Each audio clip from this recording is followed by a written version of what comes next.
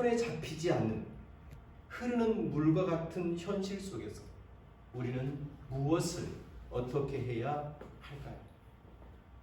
오늘 시편 11편은 터가 무너지고 혼란과 불확실성이 가중되는 오늘 우리가 어떤 삶을 살아야 되는지 중요한 교훈을 해주고 있습니다. 이 불확실한 세상에 시편 11편이 주는 교훈 첫 번째는 우리의 삶의 터도 무너질 수 있다는 것입니다. 얼마 전 밤이 된 시간에 서울을 다녀와야 했습니다. 일을 마치고 늦은 밤이 되었지만 그날은 운전하는 것이 그리 피곤하지가 않았습니다. 그것은 서울 한강 강변으로 펼쳐진 멋진 야경, 그 아름다운 야경 때문이었습니다. 그 아름다운 야경을 보면서 강변 북로를 따라오다가 가양대교를 건너는데 다리 중간에 SOS 생명의 전화라는 것이 있었습니다.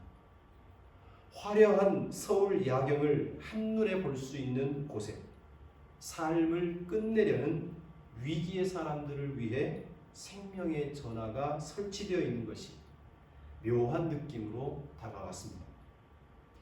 2011년부터 운영된 생명의 전화는 지난 9년 동안 상담 전화의 데이터를 분석하고 그 결과를 지난 8월 24일 날 발표를 했습니다. 그동안 이성교제와 직장이나 가정 등 대인관계의 어려움을 호소하는 분들이 많이 전화를 했고, 학업이나 또 성적 또 시험 등과 같은 그런 실패를 맛보면서 비관하는 이들이 많이 전화를 했습니다. 총 8,113건의 자살 위기 상담이 있었는데 이 중에서 1,595명의 투신 직전의 고위험군의 사람들이 구조되었다고 합니다. 그러면서 최근 코로나19 확산으로 경제적 어려움이 증가되고 비대면 생활이 장기화되면서 불안함과 우울함 그리고 자살 충동을 느끼는 사람들이 더욱 늘어나고 있다라고 우려 섞인 보고를 남겼습니다. 실제 우리 삶의 주변에는 몇 달 동안 임대료를 못 내고 또 인건비를 감당하지 못하고 그리고 이 보증금까지 까먹으면서 폐업을 했다는 안타까운 사람들을 종종 보게 됩니다. 코로나의 여파로 오랫동안 내 생업이고 내 삶의 터전으로 여겼던 직장을 잃는 분도 많아지고 있는 상황입니다. 그런데 이와 같은 일들이 특정한 누구에게만 일어나는 것이 아니라 오늘 우리에게도 일어날 수 있습니다. 경제적 위기를 만나거나 사랑했던 사람을 잃는 아픔을 당하거나 노력하고 준비했던 일이 실패로 끝날 때 삶이 무너지는 그 절망감 때문에 우리들도 의외의 선택을 할 수 있다는 말입니다. 오늘 우리가 함께 읽은 시편 11편은 다윗의 시라는 부제를 달고 있습니다. 3절 말씀에 보면 터가 무너지면 의인이 무엇을 하랴? 다윗의 상한 마음이 느껴집니다. 믿음의 사람 다윗, 위대한 신앙의 인물 다윗도 터가 무너지는 고통을 견딜 수 없어서 내가 이 상황에서 어떻게 무엇을 할 수 있겠는가? 절망스러운 아픔을 당했던 것입니다. 다윗만 그런 것이 아니죠. 성경의 많은 신앙의 위인들도 삶이 무너지는 고통을 당했습니다. 모세는 폭행당하는 동포를 위하여 몰래 애굽인을 죽입니다. 그러나 시간이 지나 오히려 동족 유대인들로부터 고소 고발을 당했을 때 그는 광야로 도망칠 수밖에 없었습니다. 애굽의 왕자로 화려하게 사는 것보다 동포들과 고난받기를 각오했지만 그의 믿음의 결단이 물거품처럼 쓸모없는 것처럼 사라질 때 그는 내 힘과 능력으로 아무것도 할 수 없구나라는 무력감에 사로잡혀 자신을 광야의 사람으로 광야의 자신을 인생을 내동댕이 쳤습니다. 우시야 왕이 죽었을 때 그의 그 당시 선지자였던 선지자 이사야는 자신의 친구였고 든든한 후원자였던 우시야 왕이 죽을 때 정서적으로, 정치적으로, 경제적인 터가 무너지는 것을 경험하며 그의 삶이 뒤흔들렸습니다. 예수님의 제자들도 자신의 배와 그물과 가족을 뒤로하고 예수 그리스도를 따랐지만 주님께서 십자가에서 무력하게 죽자 그들은 자신의 모든 삶의 의지를 무너뜨리고 슬픔 속에 빠져들었습니다. 사도 바울도 두들겨 맞고 배가 고프고 돌에 맞고 감옥에 갇히는 등 자신의 몸이 무너지고 쓰러지는 그 깊은 고통을 경험했습니다. 사도 요한도 자신이 목회하던 곳에서 그 교회의 터전에서 유배당하여 외롭게 생을 마감하는 깊은 삶의 터가 무너지는 절망감을 경험했습니다. 그러나 이처럼 삶의 터전이 무너지고 삶의 기반이 흔들리고 그동안 믿고 의지했던 든든한 터가 무너지는 듯한 경험은 이처럼 우리 모두에게 누구에게라도 일어날 수 있는 일입니다. 어떤 이에게는 가정의 터가 무너지기도 하고 어떤 이에게는 경제적인 터가 무너지기도 합니다. 어떤 이에게는 건강의 터가 무너지고 때로는 신뢰했던 사람들에 대한 기대가 무너지고 이 사회를 지탱하는 정의와 공의가 무너져 내린 것 같은 그런 절망을 느낄 때도 있습니다. 성도 여러분, 다윗이 우리에게 위대한 신앙의 이정표가 될 수 있었던 것은 터가 무너지는 아픔이 전혀 없었기 때문이 아니라 오히려 터가 무너지는 아픔과 위기를 믿음으로 극복해냈기 때문에 위대한 인물이 될 수 있었습니다. 그러기에 하나님, 고난과 고통도 위기도 전혀 만나지 않기를 원합니다 라고 기도할 것이 아니라 터가 무너지고 삶이 흔들리는 어떤 고난과 아픔을 당하더라도 주님 저를 지켜 주십시오라고 기도하는 우리가 되기를 소망합니다. 불확실한 세상에 시편 11편이 주는 교훈 두 번째는 터가 무너질 때 도망치고 싶다는 생각을 우리 모두 할 수 있다는 겁니다.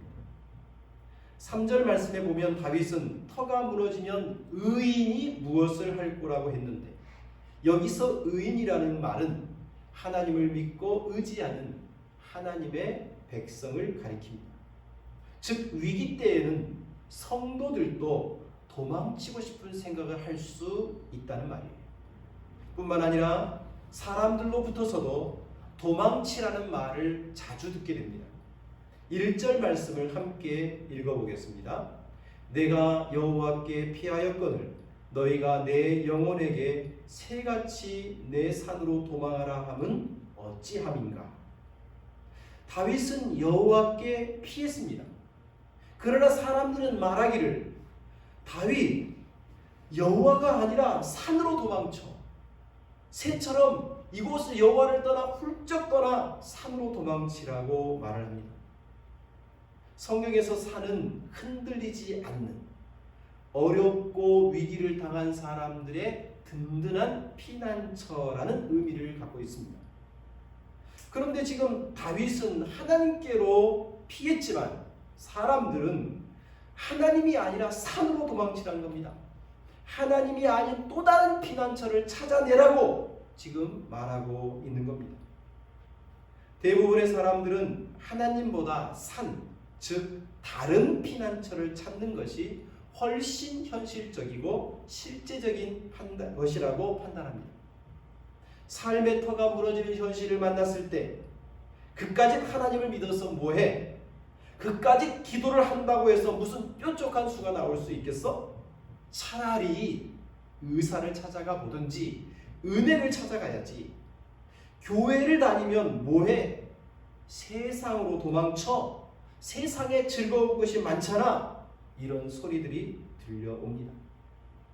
우리가 보통 때에는 이런 소리가 귀에 잘 들어오지 않습니다. 하지만 삶의 터가 흔들리는 위기 때는 하나님보다 세상으로 또 다른 산으로 도망치라는 소리가 왜 그리 크게 들리는지 모르겠습니다.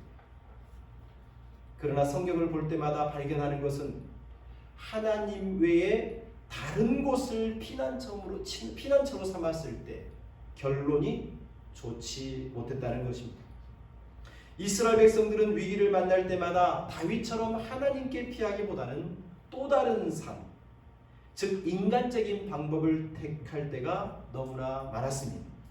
가장 대표적인 인간적 방법은 이방 나라의 힘을 의지하는 것이었습니다.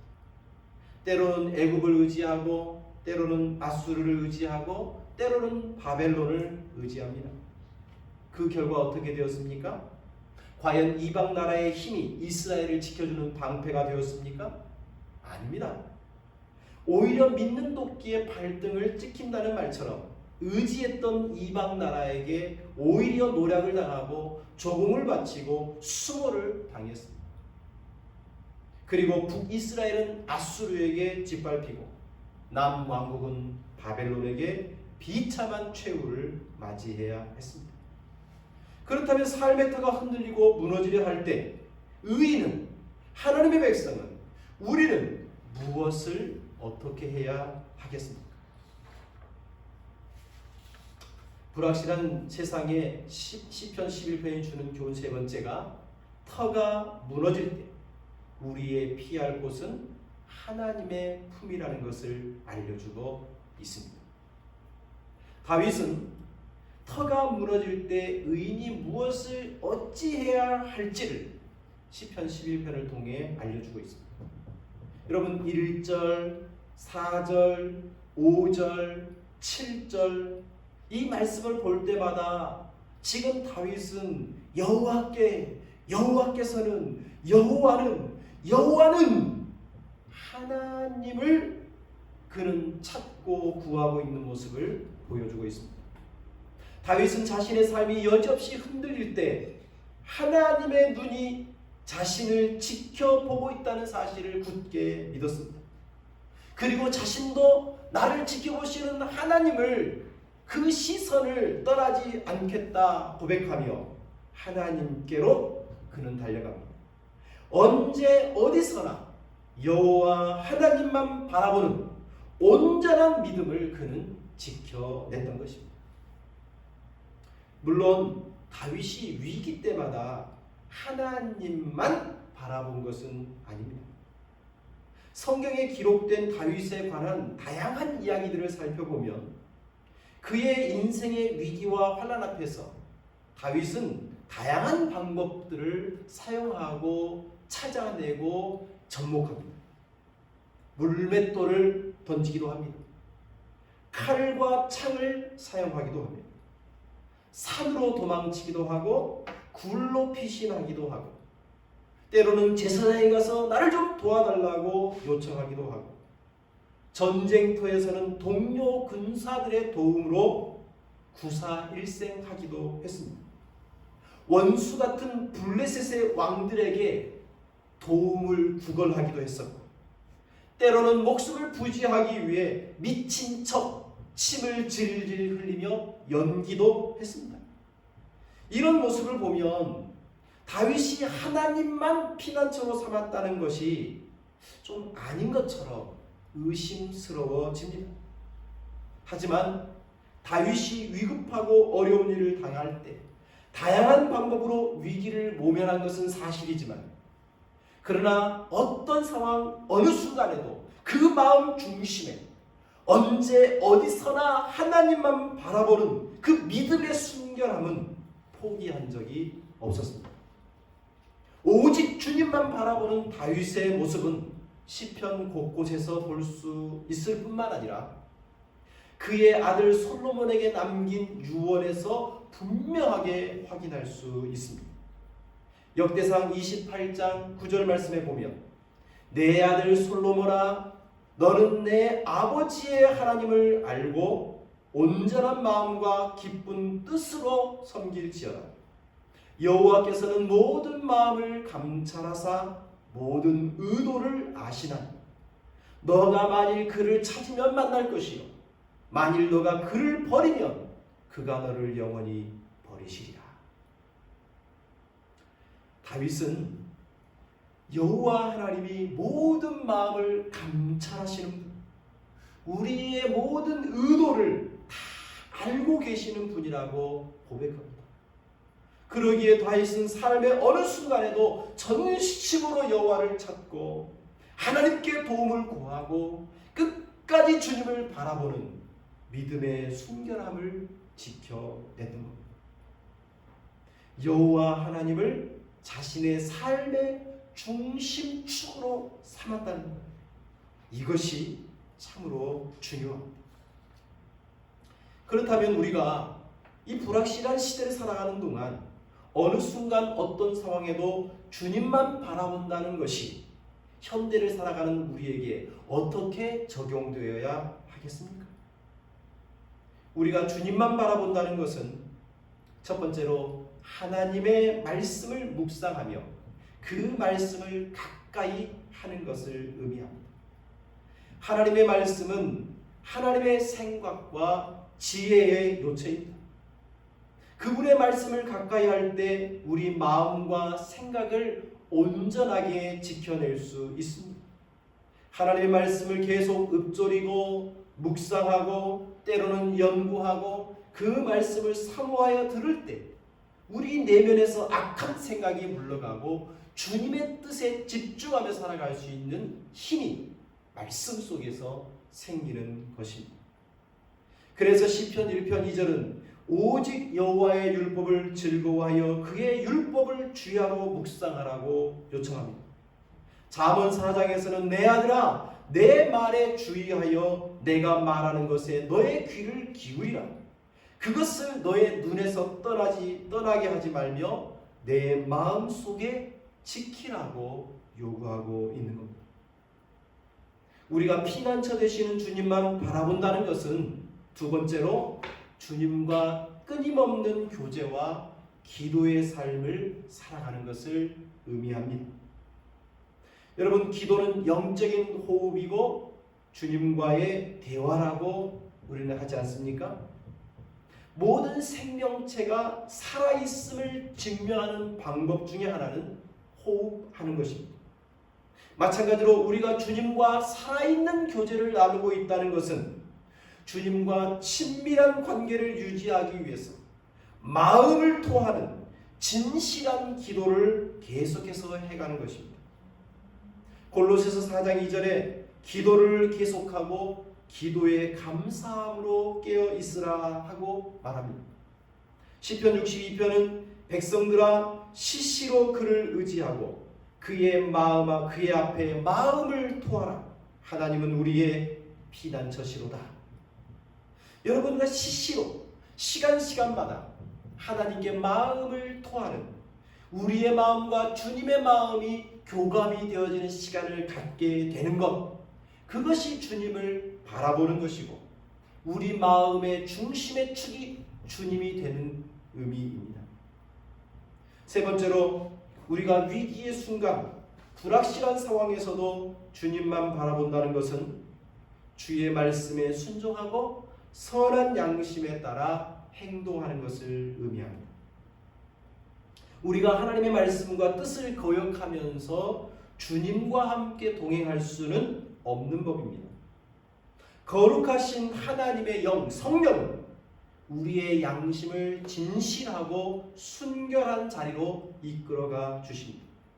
때문에 양심이 거름직하면 하지 않는 것이 옳은 거죠. 그래서 시편 119편 6절에 내가 주의 모든 계명에 주의할 때에는 부끄럽지 아니했습니다라고 고백합니다.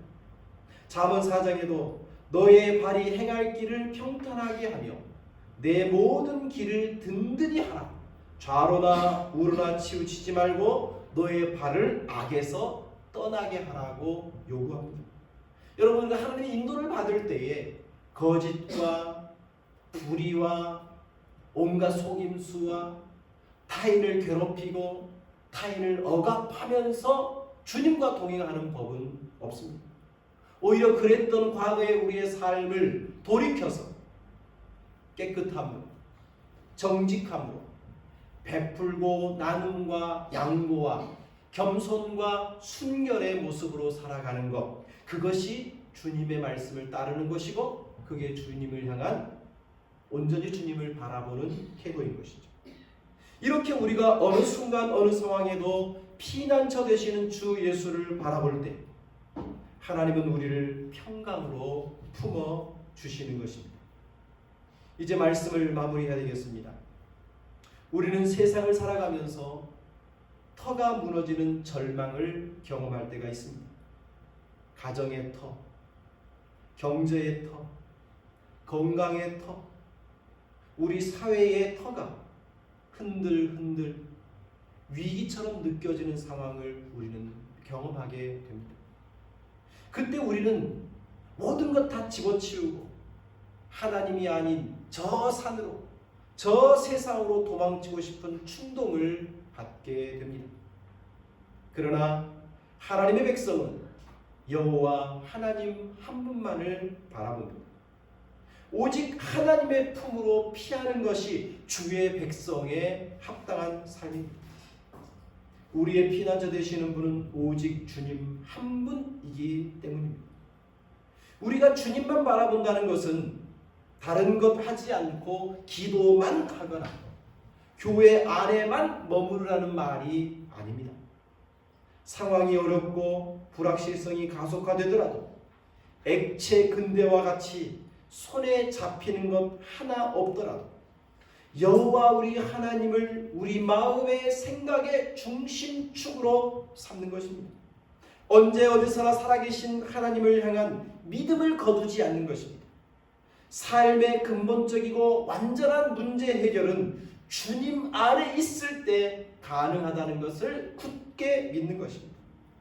그렇게 하기 위해서 주의 말씀을 가까이 하고 기도로 주님과 교제하며 내 마음의 심령을 주 앞에 토로하고 성령의 인도를 따라 선한 양심을 따라 의와 공의의 삶을 살고자 발버둥쳐 노력하는 것, 그것이 바로 주님을 바라보는 것이고 주와 함께 동행하는 것이라 확신합니다.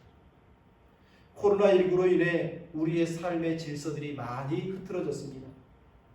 교회당을 중심으로 진행됐던 신앙의 루틴이 너무 많이 녹아내렸습니다.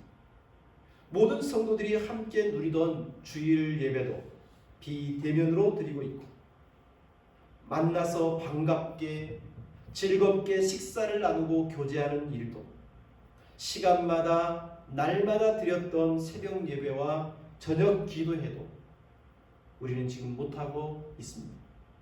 어쩌면 이런 비대면의 모습이 장기화될 수 있고 중간중간 이런 일들이 반복적으로 일어날 수도 있겠다 예상이 됩니다. 어떻게 보면 이렇게 예전엔 자연스러웠던 신앙생활의 터가 지금 우리는 무너지고 흔들리고 있습니다. 그러나 이럴수록 우리는 피난처 되신 주님을 온전히 바라보아야 할 것입니다. 다윗처럼 터가 무너져서 하나님의 백성으로서 살아가기 너무 힘들고 어렵지만 그래도 하나님께로 피하고 그래도 주님께 시선을 고정하고 그래도 주님을 찾고 주님을 닮아가기 위해서 힘써 노력하는 이 것을 우리는 버려서는 안 됩니다. 여러분, 우리 한 주 동안 하나님 말씀을 좀 더 가까이 해야 되지 않겠습니까? 1분이라도 더 간절한 마음으로 우리의 심령을 토해내는 기도의 삶을 회복해야 되지 않겠습니까? 거룩하신 성령의 인도를 따라 선한 양심을 가지고 조금 더 경건하기 위해서 힘써 노력해야 되지 않겠습니까? 힘들고 어려움이 가중될수록 피난처 되시는 주 예수를 바라보며 믿음 가운데 기도하고 노래하는 우리가 되기를 진심으로 축복합니다. 기도하겠습니다. 하나님 아버지, 오늘 말씀을 통해 우리의 삶을 돌아보게 하시니 감사드립니다. 주님, 우리 삶의 중심이 주님에게서 벗어날 때가 많이 있었습니다. 삶의 지향점이 바르지 않았기 때문에 평소에도 위기 때에도 주님을 온전히 바라보지 못했습니다. 이런저런 핑계를 대면서 말씀과 기도의 삶을 게을리했습니다. 선한 양심을 따라 사는 일을 게을리했습니다. 이제는 언제 어디서나 우리 주님을 바라보겠습니다.